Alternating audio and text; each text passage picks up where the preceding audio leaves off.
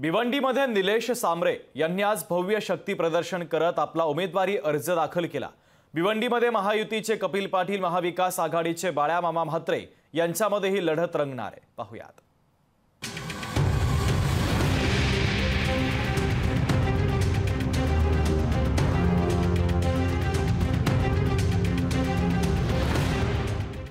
भिवंडी लोकसभा मतदारसंघात महायुती आणि महाविकास आघाडीचे तुल्यबळ उमेदवार रिंगणात असतानाच आज अपक्ष म्हणून निलेश सांबरे यांनी आपला उमेदवारी अर्ज दाखल केलाय।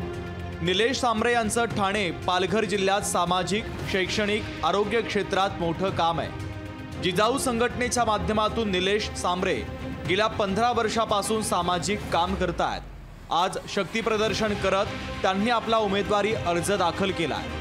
आतापर्यंत मी जे सेवा कार्य केलं त्याच्या माध्यमातून 6 लाखापेक्षा अधिक मतदान आपल्या पारड्यात पडेल असा विश्वास निलेश सांबरे यांनी व्यक्त केला। शक्ती प्रदर्शन हे कार्यकर्त्यांचं प्रेम आहे। आमच्याकडे कुठल्या नेत्याची गरज नाही। आम्ही सर्वसामान्य निलेश सांबरे कार्यकर्ता आहे आणि निलेश सांबरे बरोबर त्यांची आई होती, बहिणी होत्या, सर्व भाची होती किंवा वंचित बहुजन आघाडीचे होते। आमच्याकडे नेता वगैरे काही सिस्टम, नेते येतात फक्त मोठे मोठे भाषण देऊन निघून जातात।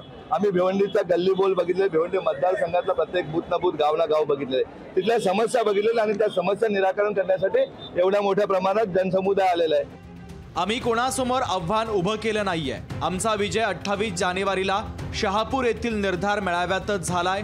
समाज माझ्यासोबत असल्याचं देखील निलेश सांबरे यांनी म्हटलंय।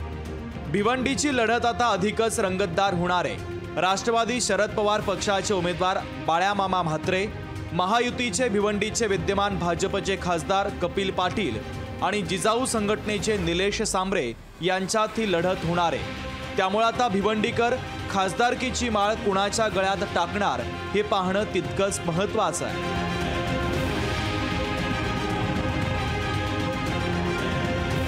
अभिजित हिरे, लोकशाही मराठी, भिवंडी।